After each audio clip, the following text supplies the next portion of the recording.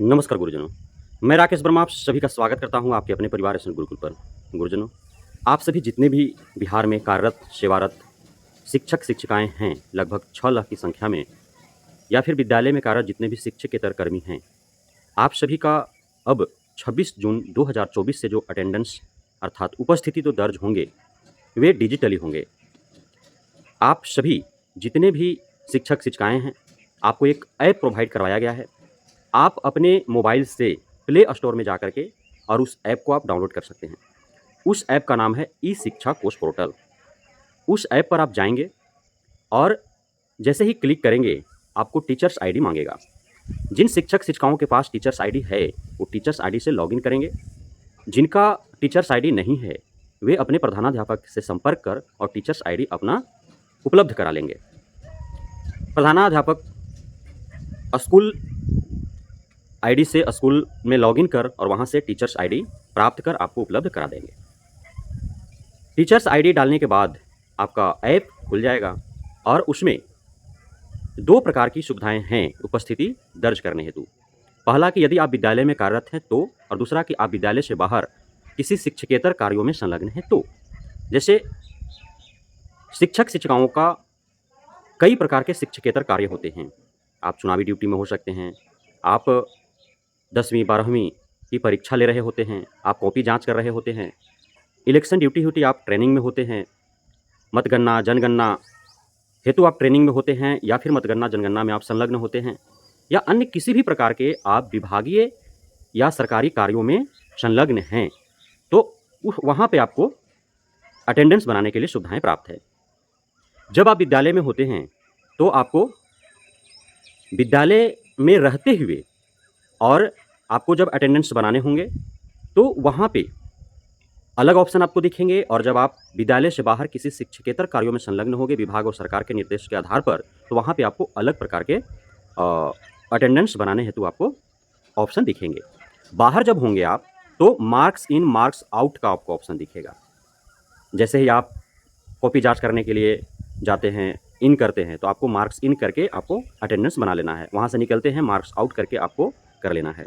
आप ट्रेनिंग में जाते हैं, इलेक्शन ड्यूटी में जाते हैं, आप परीक्षा ड्यूटी में जाते हैं, आप मतगणना में हैं, आप जनगणना में हैं या अन्य कोई कार्य में है, तो जाएँगे आप उस कार्यस्थल पर तो मार्क इन और उस कार्यस्थल को छोड़ेंगे तो मार्क आउट।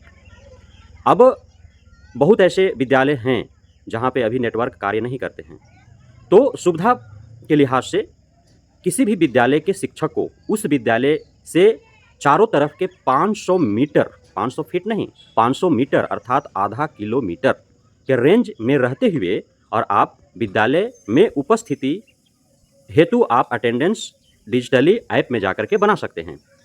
या हो सकता है कि आप विद्यालय आ रहे हों, किसी कारणवश कहीं ट्रैफिक में फंस गए हों या फिर घर से ही आप लेट निकले हों, आप 10 मिनट 15 मिनट लेट पहुंचने वाले हों, 5 मिनट 7 मिनट लेट पहुंचने वाले हों, तो आप जैसे ही विद्यालय के इर्द-गिर्द आप 500 मीटर के रेंज में आ जाते हैं और वो 500 मीटर आप तय नहीं करेंगे। आपका सड़क पे लगा हुआ वो साइन बोर्ड तय नहीं करेगा, किलोमीटर का जो बोर्ड होता है, वह ऐप तय करेगा कि आप विद्यालय से 500 मीटर के रेंज में हैं अथवा नहीं हैं। चूँकि 500 से 501 मीटर भी यदि आपका होगा विद्यालय से दूरी, तो फिर वो ऐप आपका काम नहीं करेगा। तो ये सारी सुविधाएँ प्रदान की गई हैं। अब इस हिसाब से पूरे बिहार भर के सभी विद्यालयों के सभी शिक्षक, शिक्षिकाओं, शिक्षकेतर कर्मियों को इस ऐप के माध्यम से ही अटेंडेंस बनाने हैं। अब यहाँ पे समस्या क्या उत्पन्न हो रही है? हो सकता है कि ऐप में किसी प्रकार की खराबी हो जाए, पोर्टल सही से काम ना कर पाए, नेटवर्क इशू हो जाए। चूँकि नेटवर्क इशू हो जाते हैं कभी-कभार, तेज़ बारिश हो जाए, आंधी तूफान आ जाए या किसी प्रकार के कोई उस क्षेत्र में घटना घट जाए, तो नेटवर्क बाधित हो जाते हैं। तो जब नेटवर्क बाधित हों, पोर्टल में किसी प्रकार के, ऐप में किसी प्रकार की गड़बड़ी हो, तो फिर कैसे अटेंडेंस बनाएँगे? उसके लिए एक वैकल्पिक व्यवस्था तो होना ही चाहिए कि विद्यालय जो जा रहे हैं, वो तो वहाँ जा कर के और जो उपस्थिति पंजी है, उसमें भी अपना उपस्थिति दर्ज कर सकेंगे। तो वैसे क्षेत्र, वैसे विद्यालय या वैसे शिक्षक-शिक्षिकाएँ जहाँ पे या जिनका ऐप काम नहीं कर रहा है, नेटवर्क कार्य नहीं कर रहे हैं, तो उनके लिए वैकल्पिक व्यवस्था के तौर पर जो फिजिकली उपस्थिति पंजी में जो उपस्थिति दर्ज होते थे, उस प्रकार से होने चाहिए। क्योंकि यदि वैसा नहीं होता है, तो फिर प्रॉब्लम क्या होगा? जिस प्रकार से अब फिजिकली अटेंडेंस जब बनाने थे उस समय निरीक्षी कर्मी आते थे निरीक्षण करने के लिए।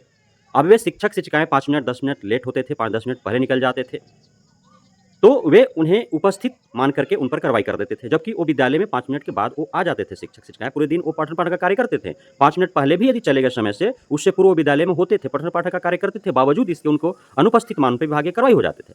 उसी प्रकार से जब ये डिजिटली अटेंडेंस की सुविधा जब हुई और यदि नेटवर्क कार्य नहीं कर रहे हों, ऐप में किसी प्रकार की गड़बड़ी हो, तो वो अपना अटेंडेंस नहीं बना पाएंगे। अटेंडेंस नहीं बना पाने की स्थिति में विद्यालय में ही रहेंगे, वो पठन पाठन का कार्य करेंगे, लेकिन वे अनुपस्थित हो जाएंगे और इससे मान विभागीय कार्रवाई उन पर जो है विभाग कर देगी। तो इसीलिए मैंने बोला आपको कि अब शिक्षकों पर जो है वो डिजिटल कार्रवाई हो सकती है। ऐप में गड़बड़ी हो, नेटवर्क प्रॉब्लम हो, आप यदि उपस्थिति दर्ज नहीं कर पाए ऐप के माध्यम से, तो आपको अनुपस्थित मान आप पे विभागीय कार्रवाई होंगी। लेकिन ऐसा नहीं होना चाहिए और ऐसा होगा भी नहीं। विभाग इसके लिए वैकल्पिक व्यवस्था बनाएगी ही बनाएगी। आप सभी शिक्षक शिक्षिकाओं को इस हेतु निश्चिंत रहना है, क्योंकि सरकार और विभाग सबको पता है कि पूरे बिहार भर के सुदूर ग्रामीण इलाकों में किस प्रकार के नेटवर्क कार्य करते हैं। आज भले दुनिया 8G तक पहुंच चुकी हो, आप और हम शहरों में या शहरों से नज़दीक रह रहे हैं, 5G इस्तेमाल कर रहे हैं, लेकिन आज भी बिहार के ऐसे क्षेत्र हैं, इतने पिछड़े इलाके हैं, सुदूर ग्रामीण इलाके हैं, जहाँ पे आज भी 2G भी सही से काम, 3G भी 4G भी सही से कार्य नहीं करते हैं, चाहे वो कोई भी नेटवर्क हो। तो वहाँ पे वैकल्पिक व्यवस्था तो देना ही होगा ना सरकार को, विभाग को। तो ये अवश्य रहेंगे, इसलिए आपको इस हेतु चिंता करने की आवश्यकता नहीं है। बहुत बहुत धन्यवाद आप सभी गुरुजनों का हमारे साथ जुड़े रहने के लिए, बने रहने के लिए, इतना प्यार देने के लिए, हम पे भरोसा बनाए रखने के लिए। जय हिंद।